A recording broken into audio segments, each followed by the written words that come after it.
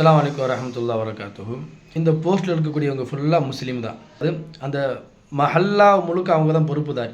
நபி ஸல்லல்லாஹு அலைஹி வஸல்லம் சொல்லியிருக்கிறாங்க, போதை என்பது முற்றிலும் ஹராம், தடுக்கப்பட்டது, அறவே கூடாது. கொஞ்சமாக இருந்தாலும் சரி தான், நிறையா இருந்தாலும் சரி தான். மார்க்கத்தில் முழுமையாக தடை செய்யப்பட்டிருக்குது.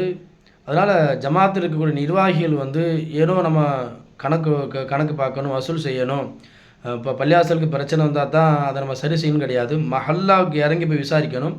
அதுக்கு உதாரணமாக நீங்கள் உமர் ரலியல்லாஹு அன்ஹு அவங்க என்ன செய்வாங்க, ஒவ்வொரு நாளும் மக்களுக்காக வேண்டி, மக்களோட குறைகளை தெரிஞ்சுக்கிறதுக்காக வேண்டி, மக்களுடைய நிலைமைகளை தெரிஞ்சுக்கிறதுக்காக வேண்டி வீதிகள் முழுக்க, தெருக்கள் முழுக்க போய் சுற்றிக்கிட்டே இருப்பாங்க.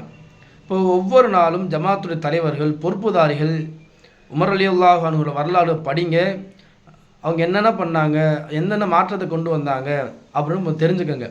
ஏன் அப்படின்னா சமீப காலமாக, ரொம்ப காலமாகவே முஸ்லீம்கள் வசிக்கக்கூடிய வாலிபர் இடத்துல கடுமையான போதைப் பொருட்கள் உலா வந்துக்கிட்டே இருக்குது. இதுக்கு என்ன காரணம் அப்படின்னு எனக்கு தெரிஞ்ச நல்ல விஷயம் என்ன அப்படின்னா, அவர்களுக்கு மத்தியிலேயேவும் அவங்களுடைய பெற்றோர்களாக இருக்கலாம், அவங்க வீட்டில் யார் பெரியவங்களாக இருக்கிறான், அவங்க என்ன செய்கிறாங்க, அவங்களுக்கு முன்னாடியும் ஸ்மோக்கிங் பண்ணுறாங்க, புகை பிடிக்கிறாங்க.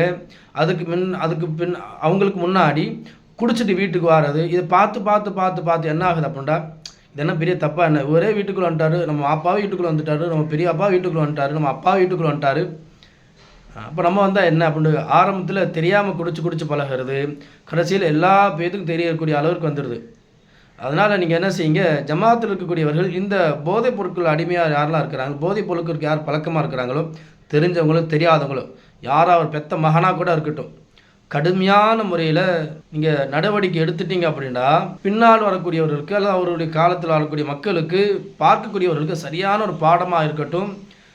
வாலிபருடைய நிலைமை ரொம்ப மோசமாக இருக்குது.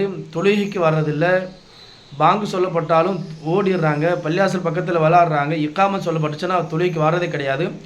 லட்சக்கணக்கில் கோடிக்கணக்கில் இப்போ காசு போட்டு நம்ம என்ன செய்கிறோம், பள்ளிவாசல்களை கட்டுறோம், என்ன செய்கிறாங்க, தொழுகைக்கு வாரதே இல்லை, குரான் ஓத வாரதே கிடையாது. வீட்டுக்குள்ளே அதிகமான வாலிபர்கள் வெளியில் தான் இருக்கிறாங்க.